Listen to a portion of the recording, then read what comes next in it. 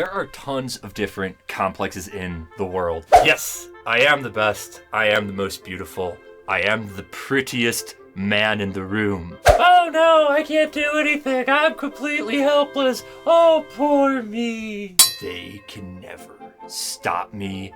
I am invincible. Oh, mommy. Well, anyway.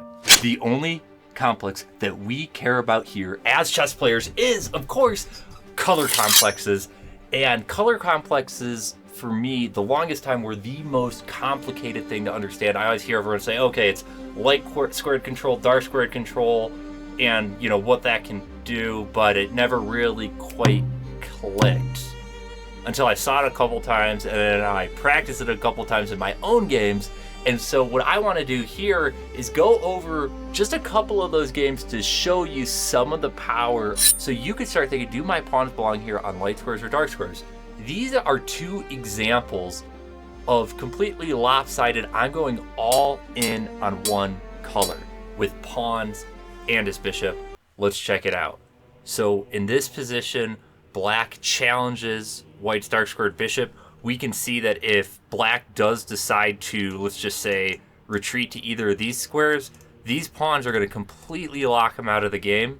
So what white does here, captures, recaptures, immediately attacks this weak pawn, and we're going after the light squared bishop. Black makes a big mistake here and allows his light squared bishop to be taken. So now we have white on 1, 2, 3 light squares with a light squared bishop, and black on these 2 dark squares with a dark squared bishop, and that's going to be the theme of this game. We also have black here with this with this backwards pawn, so this pawn's behind all of his other pawns on this semi-open file, so that's going to become a weakness for him as well.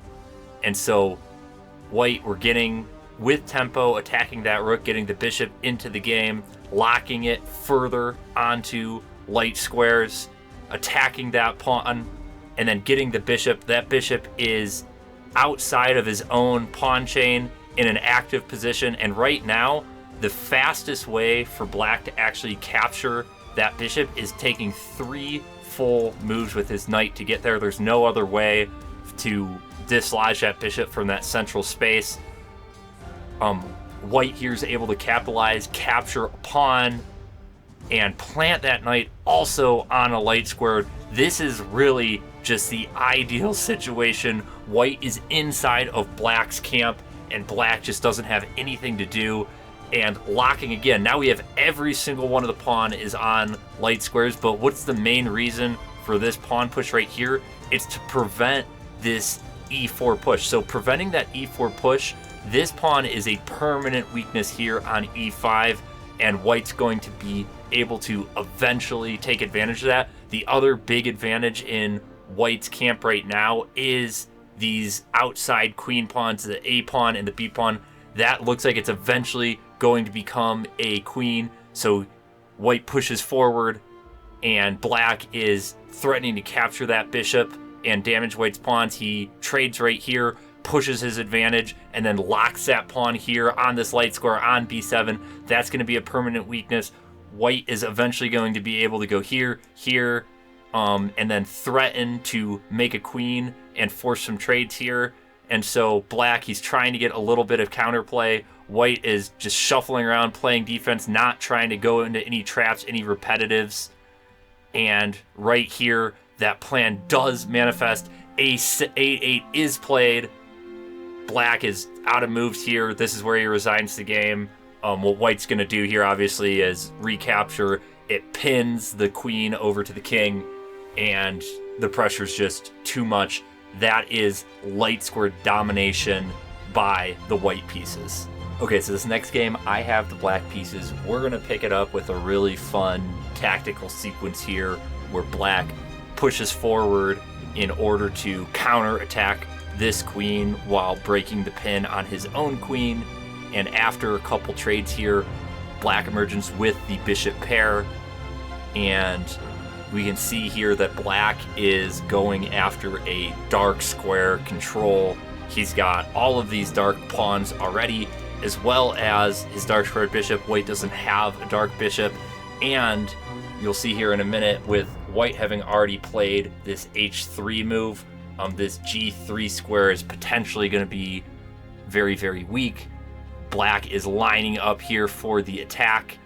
I miss this really, really cool tactical sequence where I move here. Obviously, this is uncapturable, and so if white moves away, then you even have this f3 move to try to undermine this and get a checkmate.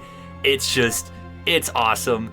Instead of all of that really cool stuff, I miss that, and I play b6 here. I get the rest of my pawns on dark squares. I'm trying to restrict this c5 move and have more counterplay here by white, and then I see it, but I only kind of see it. I kind of miss this f3 idea. I move back here, I capture my free pawn, thank you very much. I still have my attack raging, and then I'm trying to bring my pieces even more forward, and you can see here that after the capture of this f2 pawn, this g3 square is becoming even more weak. I'm pushing forward, putting more pressure on h3. Again, I have this opportunity here to play f3, undermining this pawn and just really ending this game even faster. Instead of that, I get my pieces even more lined up for the attack. And as I'm looking out here, it looks like I have 18 seconds left in the game. That's probably why I'm going for it so quickly, and I am able to secure this victory. 16 seconds left. Pretty happy about that. That was a 10+0 game. I didn't realize right till the end there all that time pressure we were in. So anyway, that's the dark squares with dark square dominance.